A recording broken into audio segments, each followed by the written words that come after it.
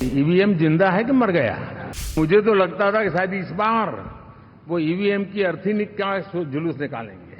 ये षड्यंत्र का हिस्सा था दोस्तों, और कभी भी देश उनको माफ नहीं करेगा। मैं दुनिया में ढोल पीट रहा हूं कि हम मदर ऑफ डेमोक्रेसी है, और ये दुनिया में जाकर के बता रहे नहीं हमारे देश में तो डेमोक्रेसी जैसा कुछ नहीं, कि वो मोदी बैठ गया है, वो एक चाय बेचने वाला यहां पहुंच कैसे गया? जब 4 जून के नतीजे चल रहे थे, मैं तो अपने काम में कुछ व्यस्त था। बाद में फोन आना शुरू हो गए, तो मैंने किसी को पूछा, यार ये तो ठीक है आंकड़े वांकड़े, तो मुझे ये बताओ कि ईवीएम जिंदा है कि मर गया?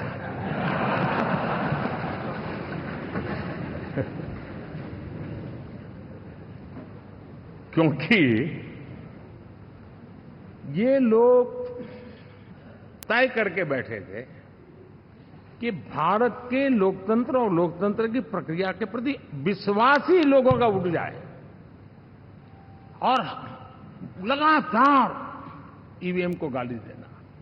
और मुझे तो लगता था कि शायद इस बार वो ईवीएम की अर्थी का जुलूस निकालेंगे, लेकिन 4 जून शाम आते आते उनको ताले लग गए, ईवीएम ने उनको चुप कर दिया। ये ताकत है भारत के लोकतंत्र की, ये ताकत है भारत की निष्पक्षता की, ये भारत की ताकत है भारत के चुनावी तंत्र की, चुनाव आयोग की। और मैं मानता हूं कि ये आशा करता हूं कि 5 साल तो अब ईवीएम शायद मुझे नहीं सुनाई देगा, लेकिन जब 29 में हम जाएंगे तो फिर से शायद ईवीएम को लेकर के नाचने की शुरुआत करेंगे, क्योंकि इनके सुधरने की संभावना बहुत कम है।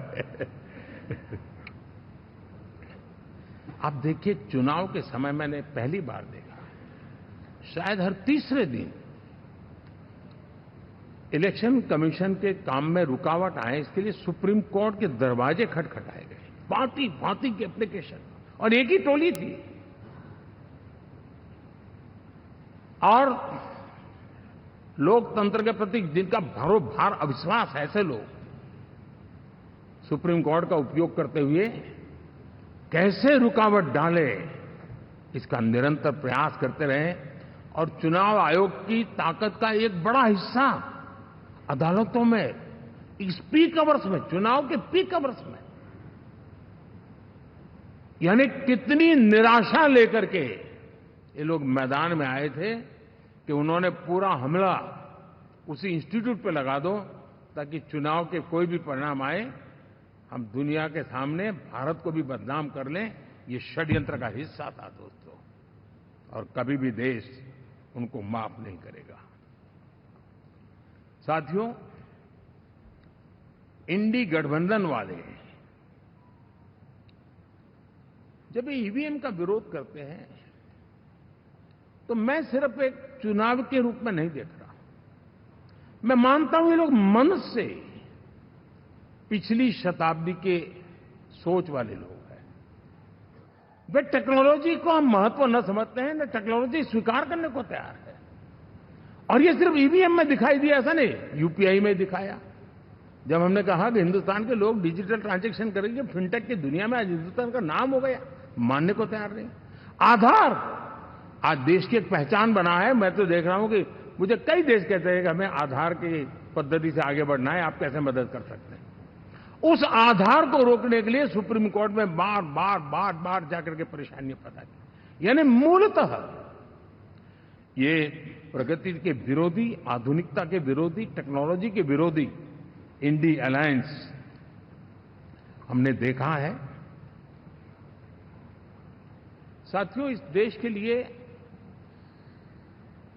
ये भी चिंता का विषय है कि विश्व में भारत के लोकतंत्र की ताकत को कम आंकने का प्रयास, और कितना एक्सट्रीम है। मैं दुनिया में ढोल पीट रहा हूं कि हम मदर ऑफ डेमोक्रेसी है, और ये दुनिया में जाकर के बता रहे नहीं हमारे देश में तो डेमोक्रेसी जैसा कुछ नहीं, कि वो मोदी बैठ गया है, वो एक चाय बेचने वाला यहां पहुंच कैसे गया? कुछ तो गड़बड़ की होगी। ये जो इनकी मनस्थिति है जी, भारत के नागरिकों को चुनाव प्रक्रिया के प्रति अविश्वास पैदा करने का जो उनका षड्यंत्र है, मैं मानता हूं कि अब दुनिया भी भारत के लोकतंत्र की विविधता, विशालता, व्यापकता, गहनता, इन सबको भी जानने समझने के लिए आकर्षित होगी। ऐसे ही इस चुनाव के नतीजे में देख रहा हूं।